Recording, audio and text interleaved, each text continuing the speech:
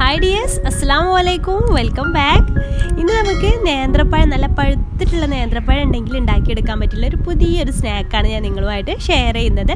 നല്ല ടേസ്റ്റിയാണ്, വൈകുന്നേരങ്ങളിലൊക്കെ കഴിക്കാനായിട്ട്, ചായയുടെ കൂടെ കഴിക്കാനായിട്ട് നല്ല ടേസ്റ്റി ആയിട്ടുള്ള ഈ ഒരു സ്നാക്ക് എങ്ങനെയാണ് തയ്യാറാക്കിയെടുക്കുന്നതെന്ന് നോക്കാം.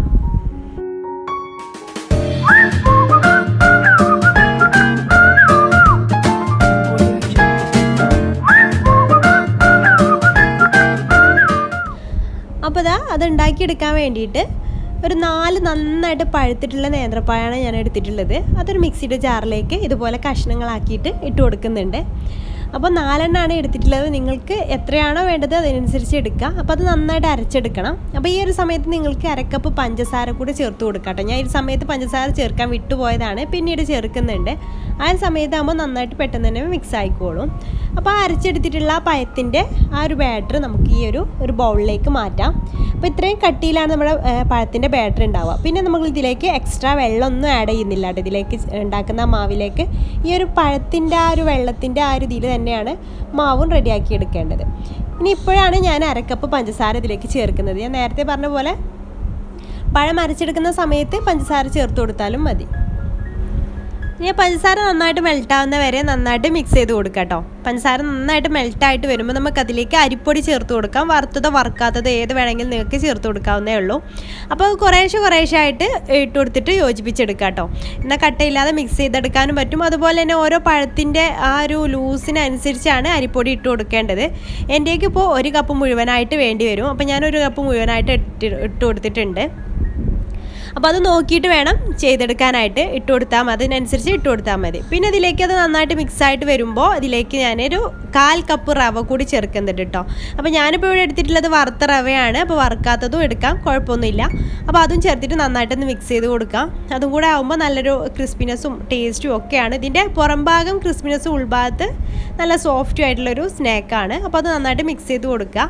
പിന്നെ അതിനുള്ളിൽ ബേക്കിംഗ് സോഡ കൂടി ചേർത്തിട്ട് നന്നായിട്ട് മിക്സ് ചെയ്ത് കൊടുക്കുക. ബേക്കിംഗ് സോഡ ചേർത്തതിന് ശേഷം നന്നായിട്ട് മിക്സ് ചെയ്തിട്ടില്ലെങ്കിൽ അത് അവിടെയും ഇവിടെയൊക്കെ ആയിട്ട് അതിൻ്റെ ആ ടേസ്റ്റ് ഒരു കുത്തൽ വരും. അപ്പോൾ അത് നന്നായിട്ട് മിക്സ് ചെയ്ത് കൊടുക്കണം. നിർബന്ധമൊന്നും ഇല്ല കേട്ടോ, വേണമെങ്കിൽ ചേർത്താൽ മതി. പിന്നെ ഒരു നുള്ള് ഉപ്പ് കൂടെ ചേർക്കുക. മധുരമൊക്കെ ഒന്ന് ബാലൻസ് ചെയ്യാൻ വേണ്ടിയിട്ടാണ്. ഉപ്പ് കൂടെ ചേർത്തിട്ട് നന്നായിട്ട് മിക്സ് ചെയ്ത ശേഷം നമുക്ക് ഇത് ഫ്രൈ ചെയ്തെടുക്കാം. ഇതിൻ്റെ ഒരു കൺസിസ്റ്റൻസി ഇതുപോലെയാണ്. നമ്മൾ ഒട്ടും വെള്ളം ചേർക്കാതെയാണ് ഇത് ഈ ഒരു കൺസിസ്റ്റൻസിയിൽ കിട്ടിയിട്ടുള്ളത്. അപ്പോൾ അതിനനുസരിച്ച് ആ ഒരു കൺസിസ്റ്റൻസിയിൽ വേണം ഇത് ഫ്രൈ ചെയ്തെടുക്കാൻ. അപ്പോൾ ഓയിൽ നന്നായിട്ട് ചൂടായതിന് ശേഷം അതിലേക്ക് ഞാനിപ്പോൾ ഒരു സ്പൂൺ വെച്ചിട്ടാണ് ചെയ്യുന്നത്. സ്പൂൺ വെച്ചിട്ടോ കൈ വെച്ചിട്ടോ ഒക്കെ ചെയ്തെടുക്കാം. അപ്പോൾ ഞാനന്ന് ആദ്യം സ്പൂൺ വെച്ചിട്ട് ചെയ്തു. അപ്പോൾ അതിലേറെ എനിക്ക് ഈസി ആയിട്ട് തോന്നിയിട്ട് കൈ വെച്ചിട്ടാണ് കേട്ടോ. അപ്പോൾ രണ്ടാമത്തെ ട്രിപ്പ് ഞാൻ കൈ വെച്ചിട്ടാണ് ചെയ്യുന്നത്. അപ്പോൾ നന്നായിട്ട് ചൂടായ ഓയിലിലേക്ക് ഇത് ഇട്ട് കൊടുത്തിട്ട് നമുക്ക് ഫ്രൈ ചെയ്തെടുക്കണം. ഇട്ട് കൊടുത്ത ശേഷം പിന്നെ നമുക്ക് അതിലേക്ക് മീഡിയം ഫ്ലെയിമിലാക്കിയിട്ട് വേണം കേട്ടോ ഫ്രൈ ചെയ്യാൻ.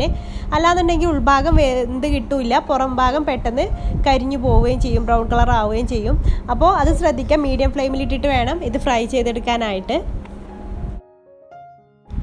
അപ്പോൾ ഫസ്റ്റ് ട്രിപ്പ് ഇവിടെ റെഡി ആയിട്ടുണ്ട്. നമുക്ക് അതുപോലെ തന്നെ എല്ലാം ഒന്ന് ഫ്രൈ ചെയ്തെടുക്കാം. നല്ല ടേസ്റ്റാണ് കേട്ടോ ഇത് കഴിക്കാൻ. അപ്പോൾ എല്ലാവരും ഒന്ന് ട്രൈ ചെയ്ത് നോക്കാൻ മറക്കരുത്. പഴുത്ത പഴമൊക്കെ ഉണ്ടെങ്കിൽ പെട്ടെന്ന് തന്നെ ഉണ്ടാക്കി നോക്കൂ കേട്ടോ.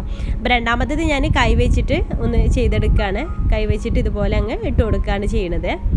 അപ്പോൾ നിങ്ങൾക്ക് ഏതാണോ ഈസി ആയിട്ട് തോന്നുന്ന മെത്തേഡ് ആ രീതിയിൽ ഫ്രൈ ചെയ്തെടുക്കുക കേട്ടോ. ഇത് മീഡിയം ഫ്ലെയിമിലിട്ടിട്ട് ചെയ്യണമെന്ന് ഞാൻ പറഞ്ഞല്ലോ. അപ്പോൾ അങ്ങനെ തിരിച്ചു മറിച്ചൊക്കെ ഇട്ടിട്ട് 2 സൈഡും ഒരു ബ്രൗൺ കളർ ആകുമ്പോൾ നമുക്ക് ഓയിലിൽ നിന്ന് കോരി മാറ്റാം. അപ്പോൾ എല്ലാം ഞാൻ ഇവിടെ ഫ്രൈ ചെയ്തെടുത്തിട്ടുണ്ട്. എല്ലാവരും ഒന്ന് ട്രൈ ചെയ്ത് നോക്കുക കേട്ടോ. ട്രൈ ചെയ്തിട്ട് ഫീഡ്ബാക്ക് അറിയിക്കാൻ മറക്കരുത്. പിന്നെ ചാനൽ സബ്സ്ക്രൈബ് ചെയ്യാത്തവരൊക്കെ ഉണ്ടെങ്കിൽ പ്ലീസ് ഒന്ന് സബ്സ്ക്രൈബ് കൂടെ ചെയ്തിട്ട് ഒന്ന് സപ്പോർട്ട് ചെയ്തേക്കണേ കേട്ടോ. ഇതിൻ്റെ ഉൾഭാഗമൊക്കെ നന്നായിട്ട് കുക്കായിട്ട് വന്നിട്ടുണ്ട്. നല്ല സോഫ്റ്റാണ് ഇതിൻ്റെ ഉൾഭാഗമൊക്കെ. അപ്പം വീഡിയോ ഇഷ്ടമാണെങ്കിൽ ലൈക്ക് ചെയ്യാനും ഷെയർ ചെയ്യാനും മറക്കരുത്. ഇൻഷാ അല്ലാഹ് അടുത്തൊരു ദിവസം നല്ല റെസിപ്പി ആയിട്ട് കാണാം. Thank you.